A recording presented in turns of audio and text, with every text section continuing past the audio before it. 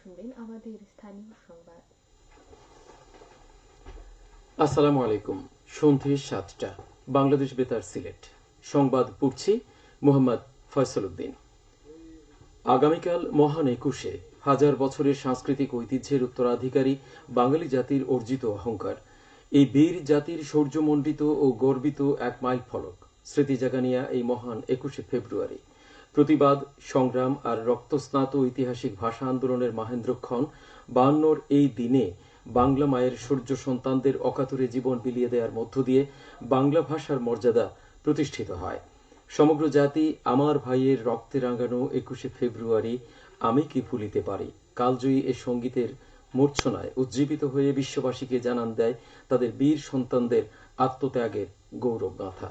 জাতিসংঘের শিক্ষা, বিজ্ঞান ও সংস্কৃতি বিষয়ক সংস্থা ইউনেস্কো অমর একুশের প্রতি শ্রদ্ধা জানিয়ে আন্তর্জাতিক মাতৃভাষা দিবসের স্বীকৃতি দেওয়ার পর থেকে আন্তর্জাতিক পর্যায়ে গত কয়েক বছর ধরে দিবসটি পালিত হচ্ছে।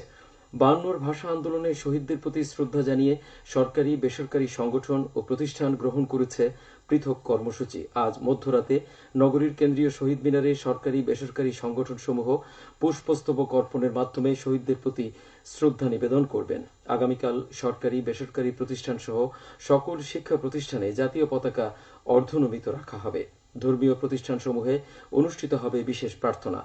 বাংলাদেশ বেতার সিলেট কেন্দ্রের উদ্যোগে আগামীকাল প্রভাত ফেরি এবং পরে শহীদ মিনারে পুষ্পস্তবক অর্পণ করা হবে। সিলেট বিভাগের ৪ জেলায়ও দিবসটি যথাযোগ্য মর্যাদায় পালনের লক্ষ্যে নেওয়া হয়েছে নানা কর্মসূচি। আগামীকাল সরকারি ছুটি। দিবসটি উপলক্ষে বাংলাদেশ বেতার, টেলিভিশন সহ বিভিন্ন বেসরকারি চ্যানেলগুলো প্রচার করবে বিভিন্ন অনুষ্ঠানমালা, সংবাদপত্রগুলো প্রকাশ করবে বিশেষ ক্রোড়পত্র। এদিকে মহান শহীদ দিবস ও আন্তর্জাতিক মাতৃভাষা দিবস উপলক্ষে আলোচনা সভা অনুষ্ঠিত হয়েছে আজ সিলেট নগরের মেন্দিবাগে। জেলা কর আইনজীবী সমিতি এর আয়োজন করে।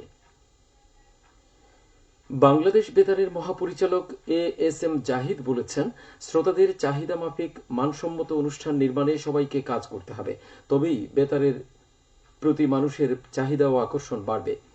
আমরা বেতারকে মানুষের দোরগোড়ায় নিয়ে যেতে নানা পদক্ষেপ গ্রহণ করেছে, যাতে বেতার প্রকৃত অর্থে গণমানুষের প্রতিষ্ঠানে পরিণত হয়। তিনি আজ সকালে বাংলাদেশ বেতার সিলেট কেন্দ্রের জমির সীমানা প্রাচীর পরিদর্শন এবং নিরাপত্তা সংক্রান্ত সভায় এসব কথা বলেন।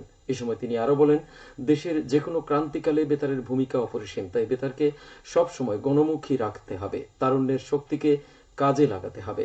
তিনি দুপুরে সিলেট বেতার কেন্দ্রের অনুষ্ঠান, বার্তা ও প্রকৌশল শাখার মান উন্নয়ন সংক্রান্ত সভায় যোগদান করেন। এ সময় কেন্দ্রের বিভিন্ন শাখার কর্মকর্তা ও কর্মচারীগণ উপস্থিত ছিলেন। কর্মক্ষেত্রে প্রতিবন্ধী ব্যক্তিদের অন্তর্ভুক্তি ও কর্মসংস্থান নিশ্চিতকরণ বিষয়ক কর্মশালা অনুষ্ঠিত হয়েছে আজ সিলেটে। চেম্বার অব কমার্স অ্যান্ড ইন্ডাস্ট্রির কনফারেন্স হলে এই কর্মশালার বিভিন্ন সরকারি বেসরকারি প্রতিষ্ঠানের প্রতিনিধিগণ উপস্থিত ছিলেন। Women chamber of commerce and ইন্ডাস্ট্রির সহযোগিতায় Bangladesh business and disability network এর আয়োজন করে।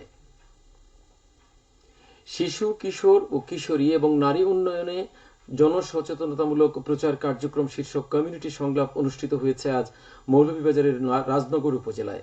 একামধু সরকারি প্রাথমিক বিদ্যালয়ে অনুষ্ঠিত সংলাপে প্রধান অতিথি ছিলেন জেলা প্রাথমিক শিক্ষা কর্মকর্তা মোহাম্মদ খোরশেদ আলম। এই সময় বক্তারা যৌতুক, বাল্যবিবাহ, ইভটিজিং, সন্ত্রাস, মাদক সহ শিশুদের প্রতি সব ধরনের সহিংসতা প্রতিরোধে সবার এগিয়ে আসার আহ্বান জানান। এতে অভিভাবক, জনপ্রতিনিধি, গণ্যমান্য ব্যক্তিবর্গ উপস্থিত ছিলেন। জেলা তথ্য অধিদপ্তর এর আয়োজন করে। দিনব্যাপী তারুণ্য বসন্ত উৎসব অনুষ্ঠিত হয়েছে আজ মৌলভীবাজারের কোলাউড়া উপজেলায়। ছকাপন উচ্চ বিদ্যালয় কলেজ মাঠে তারুণ্যের সঙ্গীত পরিবেশনের মাধ্যমে উৎসবের সূচনা করা হয়। পরে অনুষ্ঠিত হয় আলোচনা সভা। উৎসবে শীতের পিঠা, তারুণ্য ও ঋতুরাজ বসন্তের পোশাক, চিত্র ও গ্রাফিতি প্রদর্শনী এবং বইমেলা অনুষ্ঠিত হয়। মেলায় 16টি স্টল স্থান পায়। পাশাপাশি শিক্ষার্থী ও শিল্পীদের অংশগ্রহণে অনুষ্ঠিত হয় মনোজ্ঞ সাংস্কৃতিক অনুষ্ঠান, আবৃত্তি, যেমন খুশি তেমন সাজো, উপস্থিত বক্তৃতা, বিতর্ক ও কুইজ প্রতিযোগিতা। এতে 15 জনকে পুরস্কৃত করা হয়। বিনামূল্যে চক্ষু চিকিৎসা শিবির অনুষ্ঠিত হয়েছে আজ সিলেটের বিশ্বনাথ উপজেলার চাঁদভরাং গ্রামে। এতে 2 শতাধিক চক্ষু রোগীকে বিনামূল্যে ঔষধ এবং চিকিৎসা সেবা প্রদান করা হয়। স্থানীয় প্রবাসীর উদ্যোগে এই শিবিরের আয়োজন করা হয়। সবশেষে আবহাওয়া। রাত 1টা পর্যন্ত পূর্বাভাসে বলা হয়েছে সিলেট সহ পার্শ্ববর্তী এলাকার জন্য কোনো সতর্কবাণী নেই এবং কোনো সংকেতও দেখাতে হবে না। আজ সিলেটে সর্বোচ্চ তাপমাত্রা ছিল 32.5 ডিগ্রি এবং সর্বনিম্ন 16.1 ডিগ্রি সেলসিয়াস। বাতাসে আর্দ্রতা ছিল সকালে 74 এবং সন্ধ্যায় 44%। আগামীকাল সিলেটে সূর্যোদয় হবে 6টা 23 মিনিটে এবং অস্ত যাবে 5টা 49 মিনিটে। সংবাদ শেষ হলো। পরবর্তী স্থানীয় সংবাদ প্রচারিত হবে আগামীকাল সকাল 8টা 10 মিনিটে।